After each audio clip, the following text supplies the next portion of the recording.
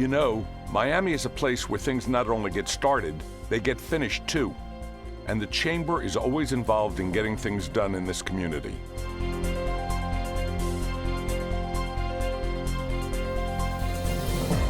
With the down economy, we knew we had to get a lot of things started to get back in business. Focusing on bringing people to work together, to do business together, and support each other is what the Chamber is all about. The Chamber recognized the impending talent drain heading our way, so we decided we should find a way to keep our best and brightest in the market and connected. So the Reemployment and Outplacement Task Force was created. Some action items just rose to the top this year, and we knew we had to set some real priorities to get things started. Just weeks into our new Chamber year, leaders from Central Florida and the Tampa Bay area came to ask us for help. The project was the potential for the state to be considered for high-speed rail investment from the White House. Personally, I was so excited. Florida was among the first states to receive funding to begin a high-speed rail network that will eventually connect Tampa to Miami and ultimately Jacksonville and the Eastern Seaboard. Talk about transportation and getting a big one started.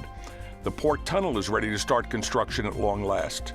Don't take my word. Look, there is prep work being done on the site. It took working hand in hand with the City of Miami, Miami-Dade County, and others to get the project back on track. Policy was big this year. We visited the capitals of our nation and our state, meeting with the legislators that represent the business community's legislative interests. Back in Miami, the Chamber hosted the U.S. Department of State for a conversation on visa issues and held meetings with Senator George Lemieux, Florida Senator Paula Dockery, and Governor Charlie Crist. In fact, the governor chose the Greater Miami Chamber as the location for the South Florida ceremonial signing of tax relief legislation for Florida businesses. We were honored. 2009 was also a tough year for the troubled real estate industry. The Chamber assembled 25 industry experts as a think tank for the fractured condo industry. We were recognized by the Realtors Association for our outstanding initiatives in support of real estate issues. Greenness continues to be a big deal. The Chamber held its first annual Sustainable South Florida Awards Luncheon that showcased those who are making an impact in the community with their commitment to green practices. It was the first year for our Hype Miami Awards as well. It's all about helping young professionals engage, and this program celebrated the successes of the community's young professionals and up-and-coming leaders, all under 35. In the future, it will be these great people who will help things get started. Speaking of up-and-comers, Leadership Miami celebrated its 31st year. 80 participants from 50 local organizations were sponsored to participate in one of South Florida's most prestigious young professionals program, where civic leadership is king. And now training leadership reaches even younger Miamians. The Youth Leadership Miami program was held for 100 Miami-Dade County high school students. It gives you faith in our future. This year we held the 18th Annual Sports Hall of Champions with local TV legend Tony Segreto as the Master of Ceremonies. The Chamber recognized Jason Taylor, Janet Guthrie, and Charles Johnson, and a special Lifetime Achievement Award was presented to the Orange Bowl Committee commemorating its 75 years. The new Marlins Stadium is on budget, ahead of schedule, and already contributing to our community as a provider of plenty of jobs for South Florida. The Chamber was in solid support of the stadium, and we look forward to the start of the 2012 season when the renamed Miami Marlins take the field in their new home deep in the heart of our hometown.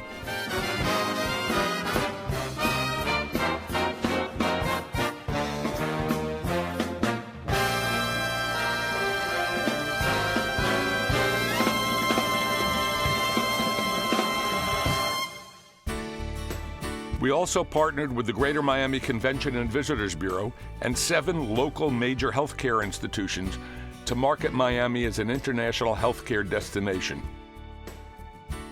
We emphasize the importance of diversity and inclusion in business by creating a new Diversity and Inclusion Committee. In this committee's first year, it hosted nationally recognized diversity spokesperson and Walmart executive Esther Silver Parker. and this committee created a diversity commitment statement and held a best practices roundtable. What a year for events. People came out in big numbers to our signature monthly trustee luncheons. In December, the Technology Committee gathered bioscience leaders to share their vision of the future of biotech and the positive impact it will have on our economy. In April, we had an explanation of that legislation by a healthcare industry leader from Blue Cross Blue Shield of Florida. We also presented the 9th Annual Novo Awards, and we heard a visionary address by David Lawrence. May was no slouch either. Longtime Miami broadcasting executive Don Brown of Telemundo shared his passion for Miami and how this community is uniquely positioned as an innovator of broadcast content now and for the future. We presented a number of programs that gave our members an advantage and unique insight on topical issues, like HR Insights, where 200 participants were blown away by the content and caliber of the speakers. The New World Center Committee focused its attention on a modern Miami landscape and invited experts to share strategies that transformed other downtowns to livable communities. To address how Miami can shed its image as a hotbed for healthcare fraud and combat this increasingly more sophisticated form of fraud, the Chamber assembled a very special panel. Our International Business Development Group held a consular corps reception focused on rebuilding a better Haiti. Meanwhile, the Education Committee assembled 2 high-level forums with the presidents of our major universities and the outstanding superintendent of Miami-Dade Public Schools. South Florida CEOs from award-winning companies discussed the books that influenced the way they manage their business in the Interactive Business Innovation Institute series. They included Dress for Success, featuring our very own Barry Johnson as the epitome of a fashion don't. And we are always out there recognizing the best and brightest among us. This year's Sand in My Shoes Award went to the past president of Florida International University, Mitch Medique. It's our highest honor and a special night for a special leader. One of the most rewarding presentations is the Military Service Person of the Year Awards. For 22 years, the Chamber has been honoring the accomplishments of our outstanding local military personnel. The Top 100 Minority Business Award celebrates the backbone of business in Miami and this community's entrepreneurs. The accomplishments of distinguished community leaders and Leadership Miami alumni were heralded at the 4th Annual Salute to Miami's Leaders Awards Luncheon. The Technology Leaders of the Year Awards honored top achievers in this growing industry, while the International Business Leadership Awards recognize companies doing business internationally who significantly impact our economy.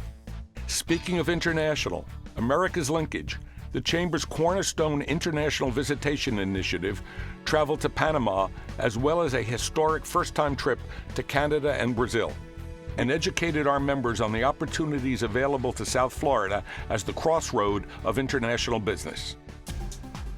And this year, we put a lot of energy into welcoming new members. We launched 2 campaigns. The Battle of the Brands won by NABO, the National Association of Women Business Owners, and the Chamber Olympics that continues toward a June finish with 16 teams vying for gold, silver, and bronze medal finishes. The Chamber also targeted member retention, as Chamber ambassadors help new members network with SpeedBiz speed dating for businesses. We held a Business After Hours trade show at our open house, a series of trustee and chairman circle receptions, and launched new affinity programs to enhance the value of being and staying a member.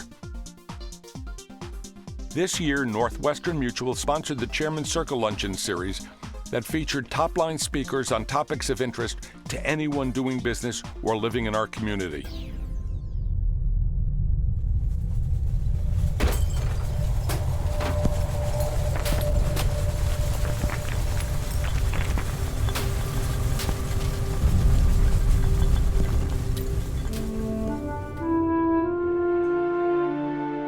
In January, all South Florida was moved by the cataclysmic earthquake that hit Haiti. We channeled our member support to the many South Florida organizations that acted as first responders, and aided Haiti in its desperate time of need.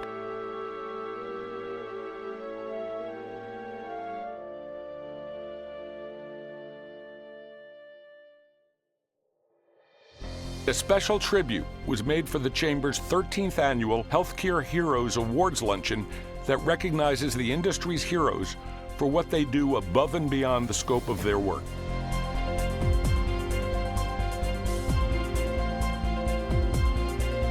The Chamber was one of 4 locations selected by the U.S. Department of Commerce, the only one in Florida, to host a conference focused on rebuilding Haiti. You know, our Chamber gets so many things started, worked on, and finished each and every year. It's the most extensive program of work of any chamber anywhere. In troubled economic times, businesses need to do more business, meet more customers, and strengthen relationships with their existing customers. They do that at the Greater Miami Chamber of Commerce because we are much more than a chamber. You know, when you think about it, we are really a marketing tool targeted to business. And when you realize that chamber members have 400,000 employees in South Florida, you really see how relevant we are and why we are getting things done so well. And why the chamber is the key to getting things started. It all starts right here, each year.